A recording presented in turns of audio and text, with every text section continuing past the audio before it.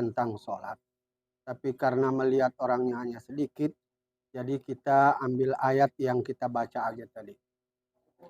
Ya. Surat An-Nur ayat 25. Bismillahirrahmanirrahim. Yauma idzin yuwaffihimullahu dinahumul haqq wa ya'lamuna annallaha wal haqqul mubin. Pada hari itu Allah menyempurnakan balasan yang sebenarnya bagi mereka dan mereka mengetahui bahwa sesungguhnya Allah Maha benar lagi Maha mengetahui. Nah, ayat ini bisa dijadikan sebagai alasan atau argumen mengapa harus ada hari akhirat. Mengapa harus ada penyelesaian semua perkara manusia di dunia ini harus diselesaikan di akhirat. Jadi ini salah satu sebab kita harus beriman kepada hari akhirat karena banyaknya persoalan-persoalan duniawi yang belum terselesaikan. Nah gitu. Enak-enak aja. Dia di dunia bikin kejahatan. Lolos. Nggak di penjara, nggak ada yang nangkap, nggak ada yang ketahui. Bebas. Nah, sementara ada orang yang berbuat baik. Lalu ditangkap. Nah itu kan menunjukkan dia. Maka di dunia ini tidak akan ada keadilan yang penuh. Jadi itu kalau ditanya kenapa harus ada hari akhirat? Karena banyaknya dosa persoalan di dunia ini yang belum terselesaikan. Cakap. Iya. Nah, jadi bukan hanya kita percaya nanti ada alasannya. Nah, alasan itu memantapkan keimanan kita. Iya, ya akhirnya kita mempunyai harapan hidup yang baik. Jadi pada hari itu Allah menyempurnakan balasan. Tuh, artinya di dunia ini belum ketangkap, belum sempurna balasannya. Korupsi 300T misalnya. Hukuman mati bisa nggak jadi. Hukuman seumur hidup, sebentar lagi 20 tahun. Nah, itu kan nggak menyelesaikan masalah. Banyak orang merasa tidak berkeadilan. Pada hari itu Allah menyempurnakan dinahumul haq. Dinahumul haq di sini diterjemahkan balasan. Menyempurnakan balasan. Maliki yaumiddin. Ya. Menguasai pembalasan. Maka din itu juga di sini menyempurnakan balasan yang sebenarnya bagi mereka. Dan mereka mengetahui bahwa sesungguhnya Allah Maha benar lagi Maha menjelaskan. Pengetahuan itu nanti di akhirat, bukan di sini. Kalau di sini kita atau mereka belum tahu. Tapi nanti di sana suka atau tidak suka, oh ini benar. Jadi muncul penyesalan dalam diri setiap orang yang melihat kenyataan itu kebenaran yang pasti yang dialami oleh manusia. Maka Allah berfirman dalam surat yang lain, surat Al-Baqarah ayat 281, wattaqu yauman turja'una fihi ila Allah, tsumma tuwaffa kullu nafsin ma kasabat wa hum la yuzlamun. Dan takutlah pada hari ketika kamu semua dikembalikan kepada Allah. Wattaqu yauman turja'una fihi ila Allah. Kemudian setiap orang diberi balasan yang sempurna sesuai dengan apa yang telah dilakukannya dan mereka tidak dizolimi atau dirugikan. Nah, di sini ada pengetahuan baru bagi kita yang belum pernah dengar kali. Ada istilah kembali, ada istilah pulang. Apa bedanya? Kalau kita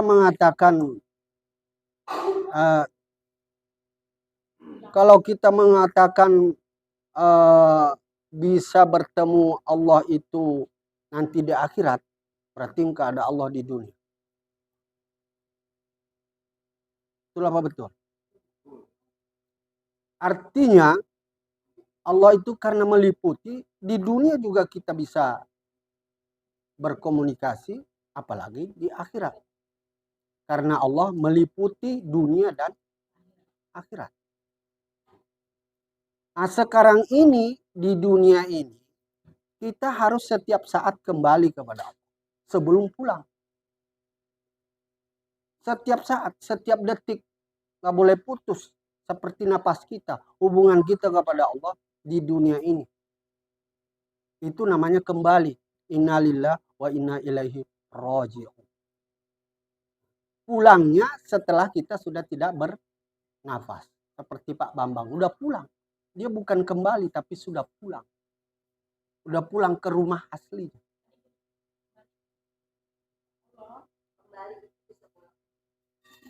Iya, iya betul ya. Misalnya lupa, ingat kembali. Lupa, ingat kembali. Jadi lupa kembali gitu, bolak-balik. Apa kali itu? Apa itu kan kembali. Apa? Ya orang yang bertaubat, ya taubat, kembali. Jadi di dunia ini kita harus selalu kembali kepada Allah. Iya. Iya. Kembali. Istilahnya bertaubat kata Ustaz. Nanti pulangnya ya seperti Pak Bambang.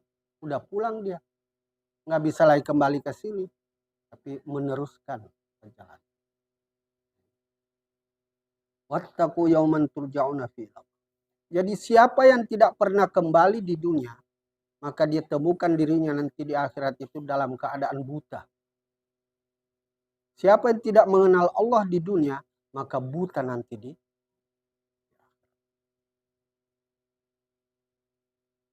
Siapa yang tidak pernah mendengarkan kalam Allah di dunia ini, maka setuli-tulinya nanti di akhirat.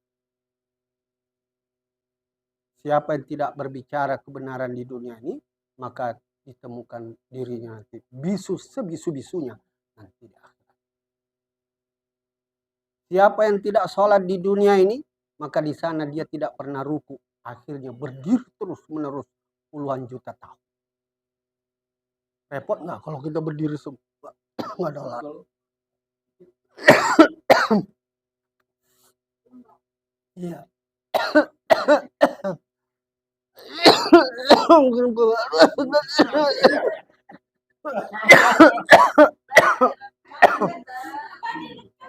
Nggak apa, masuk aja semua.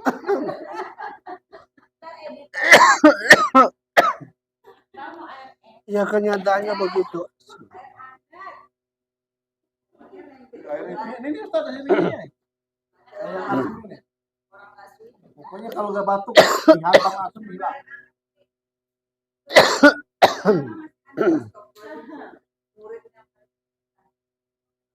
Iya. Ini kembali, ini belum pulang. Ya kata sih. Ini.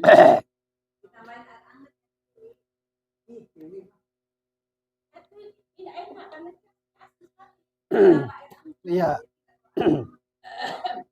Jadi dalam ayat ini, wattaqu yauman turja'una fihi Allah, takutlah tidak kembali di dunia, tidak pernah kembali di dunia, maka nanti pulangnya sengsara juga.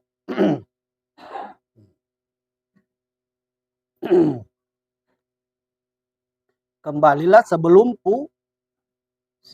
pulang. Itu pelajaran dari ayat.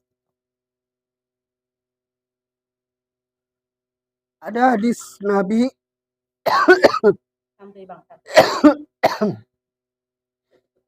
ijtanibus sab'al mubiqati. Wa qila man hunna ya Rasulullah qala asyirku billah wa sihru wa qatlun nafsi allati haramallahu illa bil haqq wa aklu riba wa aklu mal yatim wa tawalli yaumal zahfi wa qadful muhsanatil al-ghafilatil mu'minat. Jauhilah 7 macam yang membinasakan. Jauhilah 7 macam yang membinasakan. Kalau yang tadi ayatnya itu takutlah tidak kembali untuk pulang. Kalau ini jauhilah 7 macam yang membinasakan. Ditanya, apakah yang 7 itu wahai Rasulullah? Jawab Rasulullah, 1, menyekutukan Allah. Menyekutukan Allah. Mempersekutukan Allah. Siapa yang tidak merasakan adanya Allah di dunia, berarti dia mempersekutukan dengan apa yang dirasakannya yang lain. Hati. Ini penjelasannya di sholat sih sebenarnya.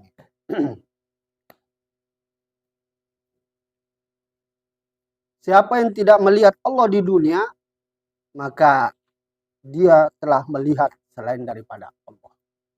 Matanya bersekutu. Tentu banyak pertanyaan nanti muncul bagaimana, apa dan bagaimana. Itu nanti. Menyekutukan Allah. Yang kedua, sihir. Sihir.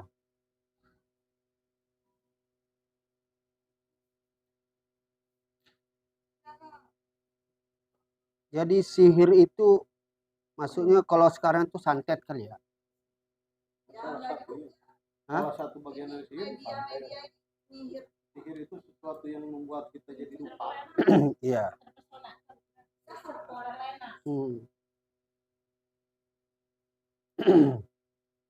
Tapi di sini sihir ini maksudnya sihir jahat gitu.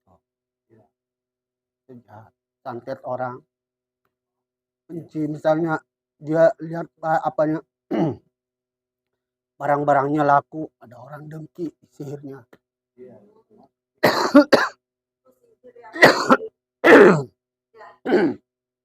Iya. Sihir jalit.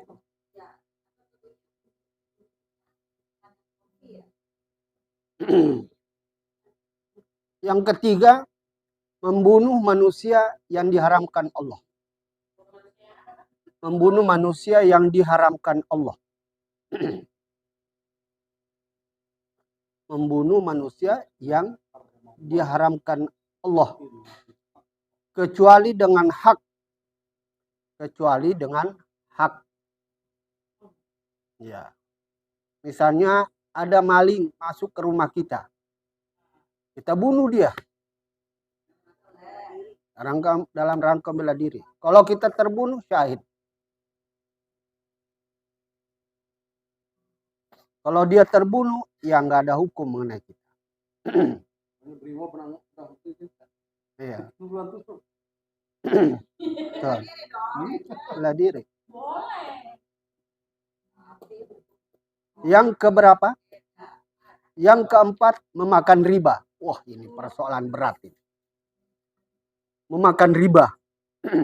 Jadi sulit mendeteksi sekarang itu riba yang mana bagaimana. Yang jelas saya pernah dengar di dunia ini, seluruh dunia, hanya 12% orang yang tidak makan riba.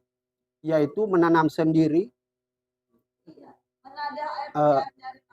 Iya, apa sendiri pokoknya di situ di seputar itu nggak ada keluar apa. Ada yang melakukan begitu. Orang-orang tinggal di gunung apa segala macam itu. Ya. Kita ini kita.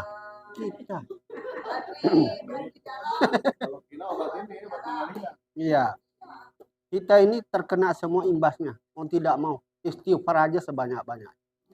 Yang penting hati kita itu sebenarnya kita tidak menerima itu.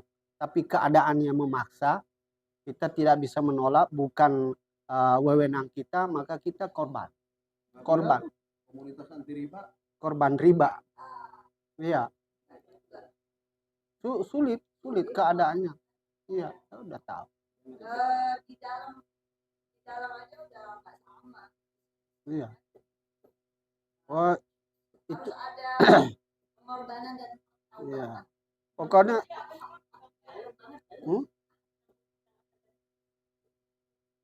kan ada riba. Hati kita nolak. Ya kan? Artinya kita tidak menerima sistem seperti itu. Tapi karena bukan kita yang berkuasa, bukan kita yang membuat aturan, kita Kita ikut aturan itu. ya mau tidak mau harus ikut itu. Kalau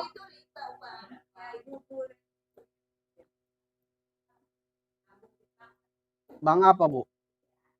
BCA, kalau bisa pindah ke syariah aja. BCA syariah. BCA syariah. BCA juga dia, Bang. Iya. Bang Budi, Bang Hakim, Bang Karim. Iya. Itu yang benarnya. Ada juga BCA syariah. Artinya BCA syariah apapun, walaupun ada sebenarnya, tapi kita sudah ibaratnya melepaskan sedikit.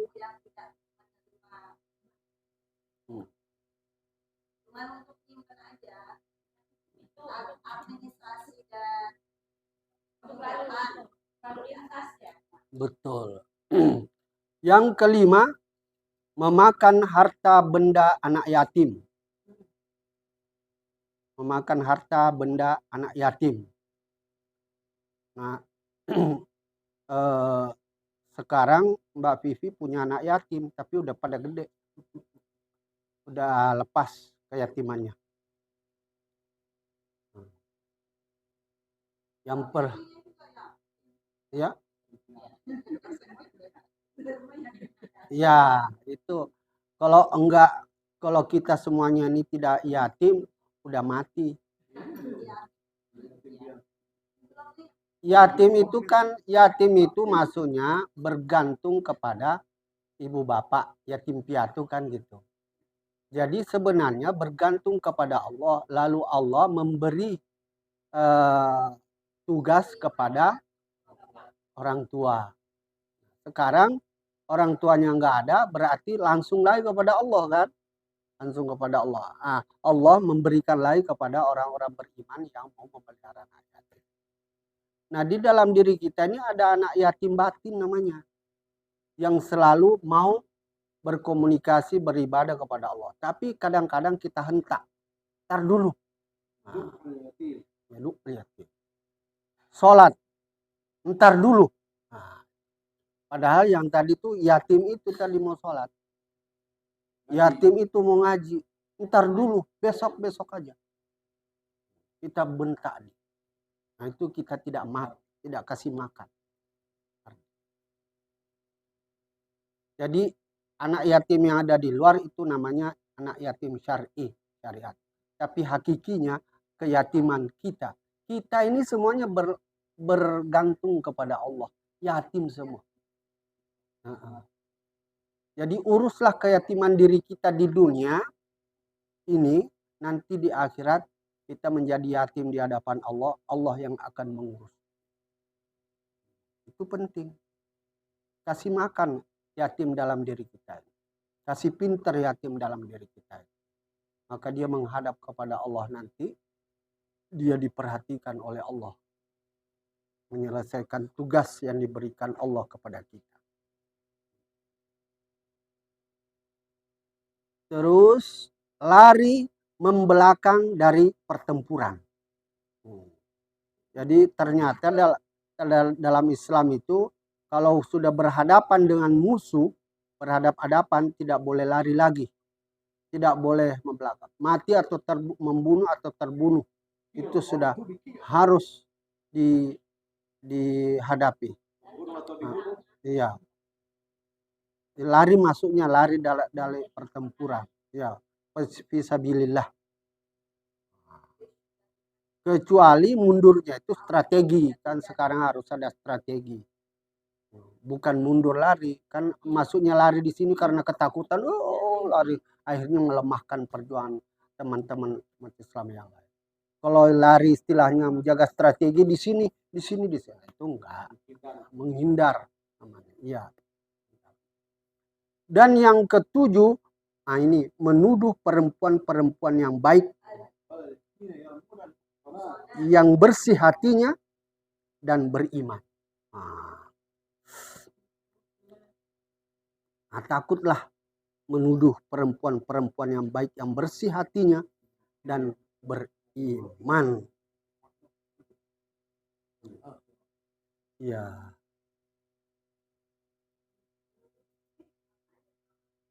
Hmm? Tidak baik. Iya. Oh iya, segala macam tuduhan fitnah. Hmm.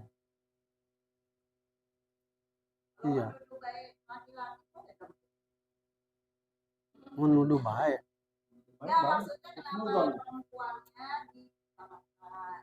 Oh, maksudnya kenapa menuduh perempuan-perempuan yang baik yang bersih hatinya? Karena bukan. Nah, itu pengembangannya. Ini kan menceritakan peristiwa ayat yang lalu. Ini berkaitan dengan istri Rasulullah. Ya kan? Jadi tegurannya seperti itu. Nah, lalu kalau mau dikembangkan untuk sekarang, bisa saja laki-laki itu tertuduh, ya nggak? Dituduh. Atau sebaliknya. Nah, intinya menuduh yang enggak-enggak kepada orang-orang baik, perempuan-perempuan yang baik, atau laki-laki yang baik-baik, laki-laki yang bertakwa, dan sembarang menuduh. Sama. Begitu. Jadi memang begitu Al-Quran, kadang-kadang disebut satu sisi, ikut yang lain. Misalnya, ya ayyuhallazina amanu, ikut perempuannya. Perempuan itu berlindung. Ya. Laki-laki kan melindungi diri. Iya, iya, iya.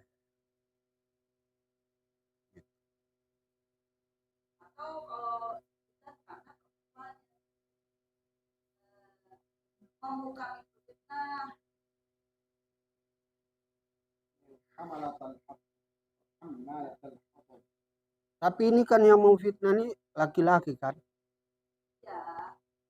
Baru berkembang kepada perempuan-perempuannya ya.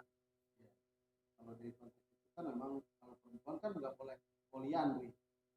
Kalau masalah hal yang pada pernikahan, kalau laki-laki kan boleh punya istri lain dengan syarat kan perempuannya. Iya.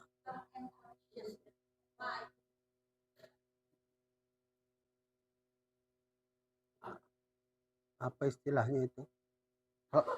Pelakor apa itu? Apa itu? Perebut laki orang. Ma? Perebut laki orang. Perebut laki orang. Kalau istri orang? Hah? Pebinor. Perebut bini orang. Saya kadang-kadang dengar. Nah, Pebinor lah. kadang-kadang dengar istilah itu. Tapi bini. Saya sering mendengar istilah itu, cuman belum mendalami apa maksudnya pelakor. Tapi seorang ustadz harus tahu itu apa. Iya. Dan anehnya yang lebih banyak itu pelakor gitu. Karena pebinor nggak disebut-sebut. Nggak ada yang bilang pebinor, nggak ada. Pasti pelakor. Perebut. Berarti selalu perempuan kan? Perebut laki-laki. Tuduh yang disalahkan. Iya, padahal laki-laki. Iya. Sama aja tuh. Kalau nggak ada laki-laki yang iya. Dan nggak ada laku-lakunya. Itulah kali-kali laki-laki. Iya.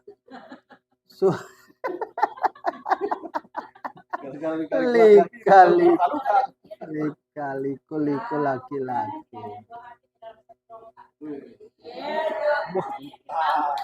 Nggak ada hati.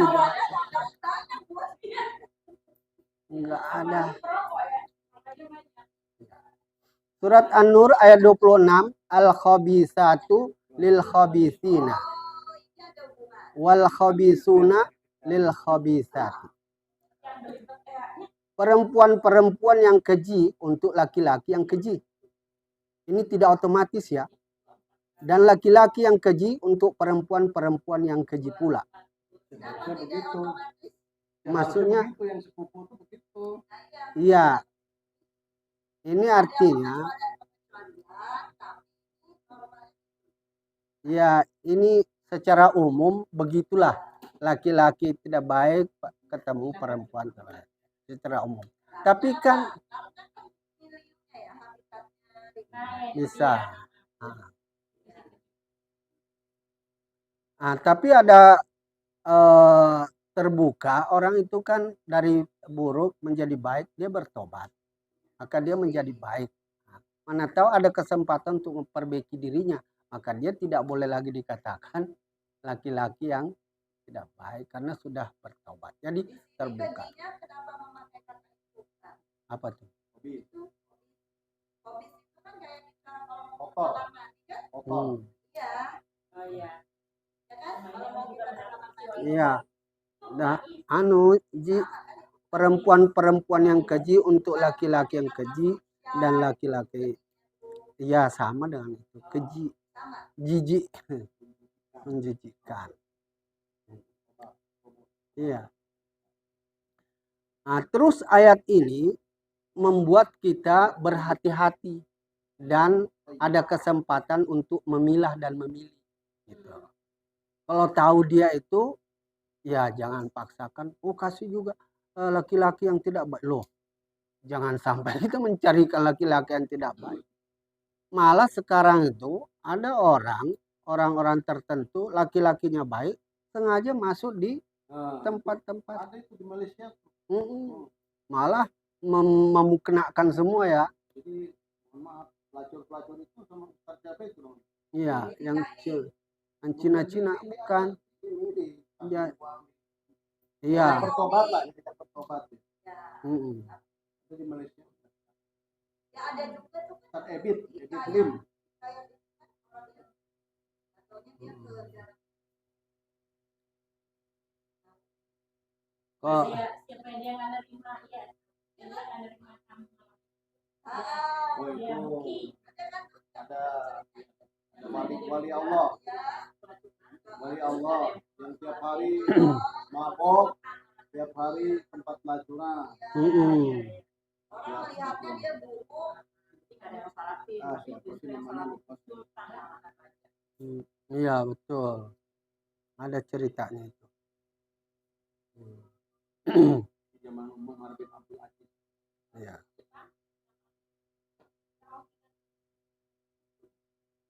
Nah, itu seperti itu kan. Asianya bagus, laki-lakinya tidak bagus, tapi bisa ketemu ya. Nah, itu artinya itu yang Abang bilang tadi itu tidak mutlak harus begitu. Bahwa ayat ini menjadi dasar bagi kita untuk berpikir bahwa jangan berbuat seperti itu. Ya kan? Pilih-pilih mau cari mantu, cari apa segala macam. Ada kesempatan untuk memperbaiki. Jadi yang ideal itu yang buruk buat yang buruk, Iya. yang baik buat yang baik, itu yang ideal. Jadi ayat Al-Quran itu memberi pemahaman yang paling realistis. Iya.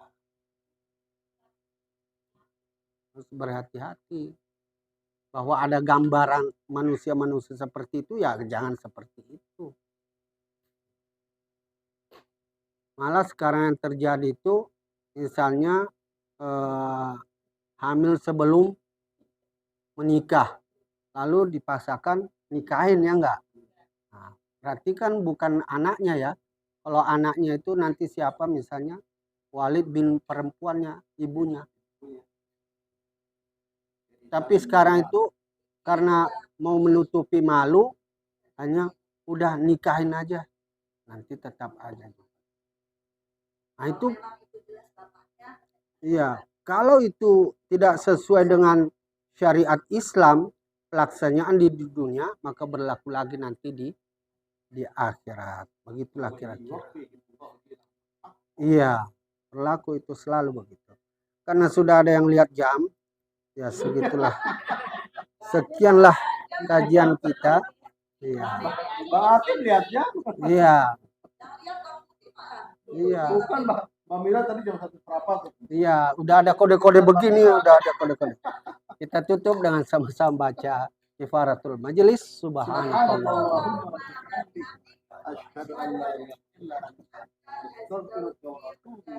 Wal afu minkum. Wassalamualaikum warahmatullahi wabarakatuh. Alhamdulillah.